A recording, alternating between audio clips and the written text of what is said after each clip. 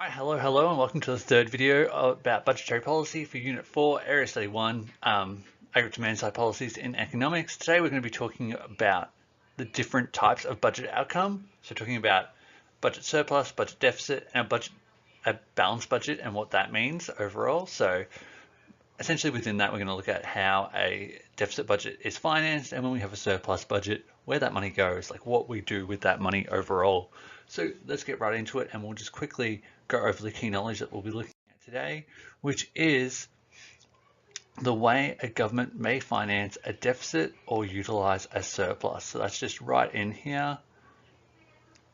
And also a little bit of the relationship between the budget outcome and the level of government debt.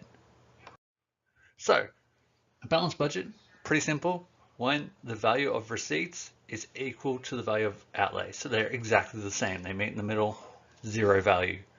A budget deficit is when the value of receipts is less than the value of outlays, which is much higher. So deficit, we are spending more than we are receiving. And surplus is the opposite. A surplus is when we are receiving more than we are outlaying. So the government is receiving more through tax, both direct, indirect, and non-tax revenue than they are spending on other things.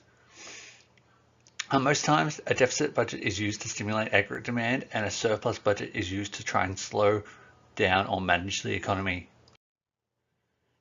So budget deficits has been the case for the last 4 years and even longer. You only have to care about the last 2 years, but it's been trying to maintain an acceptable level of economic activity during this current economic slowdown and the previous economic slowdowns that have occurred. And the budget stance, if it is a deficit, is seen as expansionary. And what that means is we're trying to expand the economy, we're trying to expand economic growth, stimulate production, employment, and possibly inflation. And deficits are usually financed by government borrowing along with state and local governments. A federal budget deficit adds to the overall public sector borrowing requirement. So if we're in a deficit and we are spending more than we're receiving, we have to get that money from somewhere. And so the majority of that comes from overseas borrowing, which means that we have to pay that back at some point. We have to pay interest on that debt. So there's a lot that has to happen in the future if we are continually financing deficits. So there are 3 ways to finance a deficit. So the first way is to borrow from overseas, which increases our net foreign debt and interest repayments through the net primary income section of our current account, which leads to a larger current account deficit. There is borrowing from the RBA, which is when the government uses savings balances it has with the RBA accumulated during surpluses or instructs them to print more money. So we don't have too much savings with the RBA at the moment, and although the RBA has printed some more money recently, it's not often recommended because often when you print more money, it devalues that currency and can lead to larger levels of inflation. So we've probably talked about, and you've probably talked about in the past, of Zimbabwe printing more money and leading to hyperinflation, and now their currency is not very useful overall. And the third method is borrowing from the Australian public or financial sector. So this can be achieved through issuing of government securities. And so a government security is basically a bill or document. The government basically says that if you give us this amount of money, we will pay you that back plus a little bit extra. And so when this is done, the money supply is not changed as money is moved from the private sector and redirected into another sector via government outlays.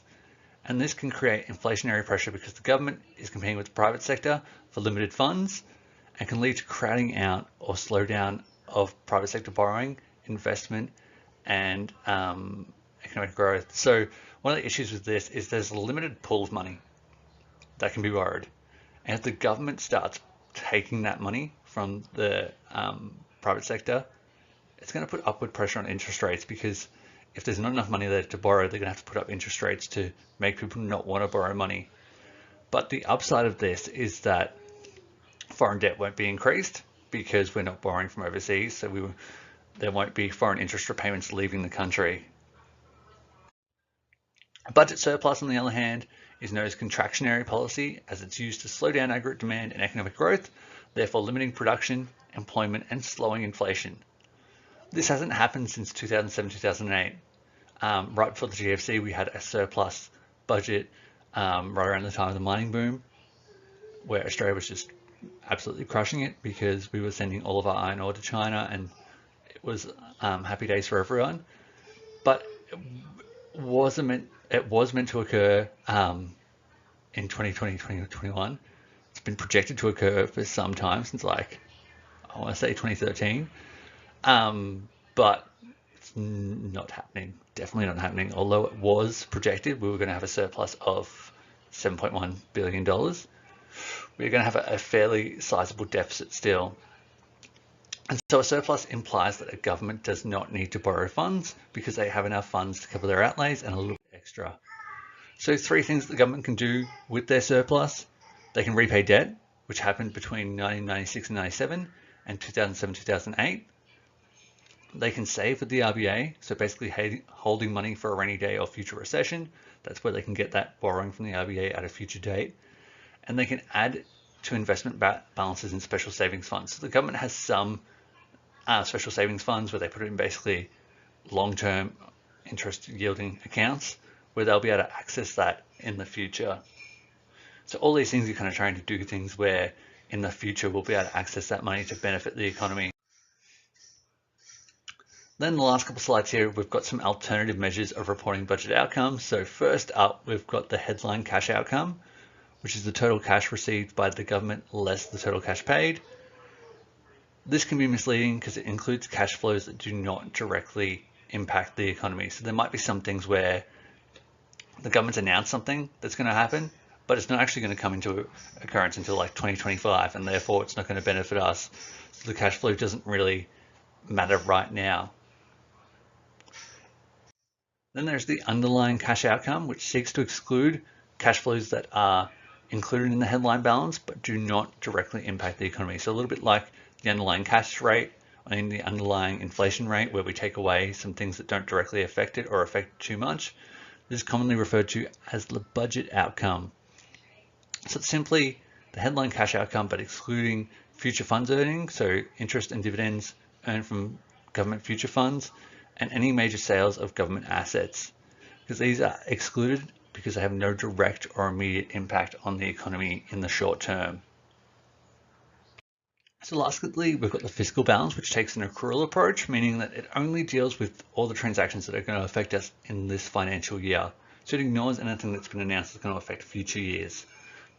So this includes some transactions which there are no immediate transfer of cash, but it is going to happen at a later date. If you have a positive fiscal balance or surplus, it means we have enough cash to finance government activities without adding to foreign borrowing. If we have a negative fiscal balance or a deficit, it means we've got a savings shortfall, which is going to put pressure on the current account deficit because we're going to have to borrow more money to basically satisfy that deficit. Over the duration of the business cycle, running surpluses during booms, which are sufficient to cover the deficits during troughs without the need to borrow. So we're hoping that when we are doing really well, we are in booms or we are peaking in terms of economic activity, we're going to be able to run enough surpluses that when we get into slowed periods of economic activity, we don't need to borrow to finance those deficits. It's not quite the case at the moment, but that's the overall goal. All right, so that's it for this part of the area study. I'm just looking at the different types of budget outcomes. Next time we will be looking at automatic and discretionary stabilizers in the budget and how they work to influence economic activity. As always, if you have any questions at all, just send me a message, send me an email, and I'll be more than happy to help you out. On that, I hope you have a great day, and I will see you next time. Goodbye.